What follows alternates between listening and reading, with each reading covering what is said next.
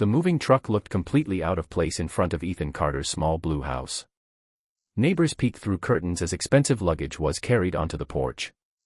Ethan stood with his 7-year-old daughter, Lily, wondering how a ridiculous online charity poker tournament had somehow turned his quiet life upside down. 3 weeks earlier, a local radio station had organized a fundraiser with one unusual condition. The loser would spend 30 days living under the winner's roof while documenting acts of kindness for charity. Everyone assumed it would be a harmless publicity stunt. No one expected Victoria Hayes to lose. Victoria was the fearless owner of a successful marketing company, famous for her confidence and competitive spirit. She had laughed when she accepted the challenge. Then she lost spectacularly to Ethan, a humble single father who had joined only because the charity supported children's hospitals. Now she stood on his porch wearing designer clothes, holding 2 suitcases, trying to hide her embarrassment. "I still can't believe this," she muttered. Ethan scratched the back of his neck. "Neither can I. But, welcome." Lily smiled brightly. "Do you like pancakes? Dad makes funny-shaped ones." Victoria couldn't help smiling. "I think I do." The first few days felt painfully awkward. Victoria had never shared a house with strangers, let alone a single father whose life revolved around school lunches, homework, soccer practice, and bedtime stories. Ethan, meanwhile, struggled to understand why someone who owned luxury cars couldn't even operate his old washing machine. Yet little by little, walls began to fall. Victoria discovered Ethan secretly repaired bicycles for neighborhood children without charging $1. Ethan learned Victoria quietly answered business calls at midnight because she refused to fire employees during difficult financial times. Neither of them matched the stereotypes they had imagined. One rainy evening, the power went out.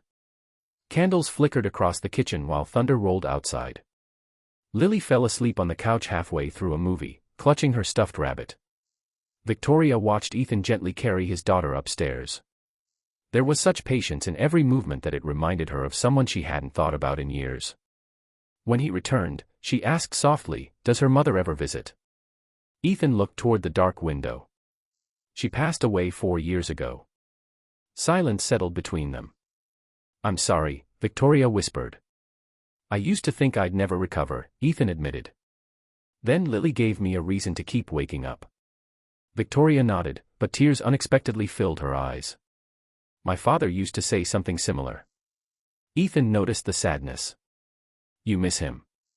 She smiled sadly. "He disappeared when I was 8. Ethan frowned. "I thought you said he passed away." "My mother told everyone that." Truth was, he simply vanished. For the first time since arriving, Victoria spoke about the old photograph she always carried in her purse. A faded picture showed a young mechanic holding a little girl in front of a tiny repair shop. "My mother burned almost every photo after he disappeared," she explained. "This is the only one I saved." Ethan stared at the picture. His expression changed instantly. "Wait." He stood, walked quickly to the hallway closet, and returned with an old wooden box. Inside lay dozens of faded letters, newspaper clippings, and photographs inherited from his late grandfather. His hands trembled as he searched.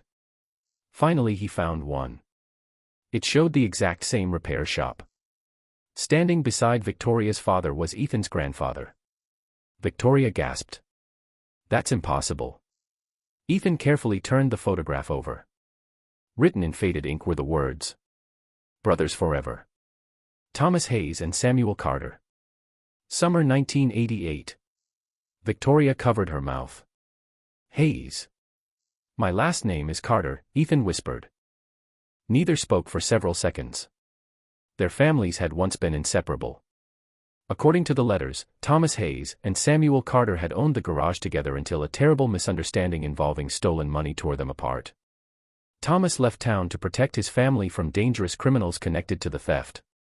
He disappeared without ever revealing the truth because doing so would have placed everyone in danger. Samuel spent years believing his best friend had betrayed him. Thomas spent years believing Samuel hated him.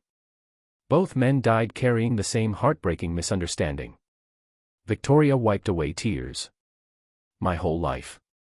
I believed he abandoned me." Ethan slowly handed her the final unopened letter. It had never been mailed. With shaking hands, Victoria unfolded the yellowed paper. Her father's final words filled the room. "If my daughter ever reads this, tell her I never stopped loving her. Every mile I traveled was to keep her safe. One day I hope someone tells her the truth I never could." Victoria broke down crying.